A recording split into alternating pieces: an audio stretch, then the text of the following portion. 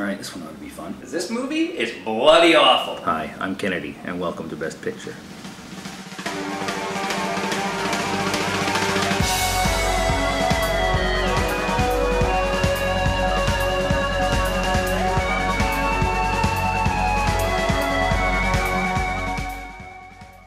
This episode, I'm talking about the Broadway Melody. Also known as the Broadway Melody of 1928. 29. So let me set the stage. It's the second year of the Academy Awards. In the previous year, there had actually been no Best Picture award. In its place, there had actually been two awards, Best Technical Film and Best Creative Film. In both cases, silent films won, but I'll deal with that in the appropriate episode. The Jazz Singer, starring Al Jolson, was also released that same year. Widely recognized today as the first talkie, Which it isn't quite, but I'll deal with that in a separate, very special episode. the Jazz Singer was given a special Academy Award. Quote, the Pioneer Outstanding Talking Picture, which has revolutionized the industry. And revolutionize it did. Wait a minute, you ain't heard nothing yet. Over the next year, everything changed. No silent film has won Best Picture since, and I suspect that that's a stat that will stand the test of time. But there's a price to revolution. The talkies that followed the ambition of the Jazz Singer suffered immensely, and Broadway Melody was one of them. The technical challenge of recording dialogue amongst those early cameras and crews was frankly more than the wizards at the Magic Store could handle. Massive soundproofed, immobile cameras resulted in long, static shots. So what's my excuse then? Well, I'm doing this alone. I can't move. Well, yeah, actually, I can. See, there we go, moving camera. Poor quality recording resulted in muddy soundtracks. First-time dialogue writers wrote stilted, god-awful scripts. Many actors who had never had to perform out loud, well, their careers went into tailspins. Good thing I nailed that one. And a general lack of innovation and know-how prevented a concomitant leap in ability to edit and sync sound, limiting visual choices to no end. I don't know if you've ever tried to film a stage play with a single video camera, but trust me, the results are uninspiring at best. And Tina can lead us to hell! No, we're not good about seduction! No, I'm God, you That's pretty much what those early sound pictures were.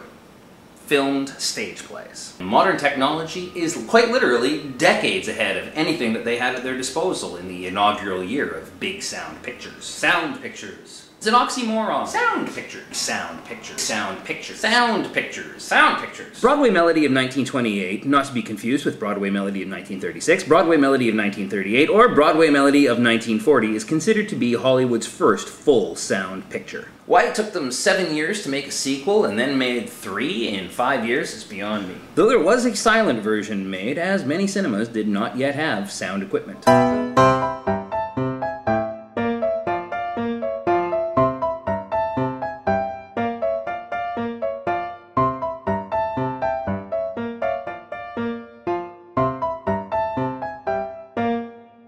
It was also technically forward-looking as, in its original version, it featured a color sequence. The color version of the sequence has not survived. Black and white version does exist, but we can't fairly judge what that scene might have once been. I have no doubt that at the time this was a technological marvel, and the technological marvels of sound and color sequence put together and won this movie the Best Picture Oscar. But if you're asking me, technological advance alone is not enough to warrant a Best Picture win. 3 of the 4 other nominated films were also sound pictures. Alibi, In Old Arizona, and Hollywood Review. In Old Arizona having the distinction of being the first talkie to ever be filmed outdoors. The 5th nominated film, The Patriot, has the unfortunate distinction of being the only Best Picture nominated film of which there is no extant copy. I can't fairly talk about any of these films because I haven't seen them. The only one of them that isn't hampered by being amongst the canon of first year of sound films and all that entails doesn't even exist anymore. So, in short, did it deserve to win in the context of 1929? I'm going to bet that if The Patriot managed to be competitive against the wave of enchanting new sound technologies, that it had to be a pretty fine piece of art. I'm just saying. Is it a choice the Academy should be embarrassed about? Hard to say, but probably not. It was a pioneering technological achievement. Was there a better choice? I don't even think that's a relevant question under the circumstances, and certainly I can't answer it fairly, even if it is relevant. But think of it this way. If this hardened nugget of corn-infused feces managed to win Best Picture, I think that says more about the quality of films that were being made during the maelstrom of transition between silent and sound films than it does about the actual quality of Broadway Melody itself. Loaded question! Do I recommend it? Absolutely not! Unless you're a completist and want to see every film that has ever won Best Picture, or you want to watch the film and get a sense of its historical relevance, then go ahead, you masochist. But even then, why bother watch all of it? Just watch a little bit so you can say you did, and then turn it off and save yourself the pain and boredom. Put it this way, it's one of 3 films that won Best Picture without picking up a single other statue. QED. Oh yeah, what's it about? 2 sisters, Hank and Queenie, go to New York to make it big in show business. Listen, Eddie, we'll take that song and smack it over for you. Sure!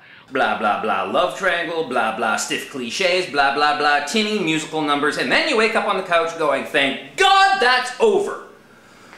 Aren't you glad you asked? Okay, I don't want to waste another sentence on this stinker. Next time, the best script to ever propel a film to the Best Picture statue. That's the Broadway.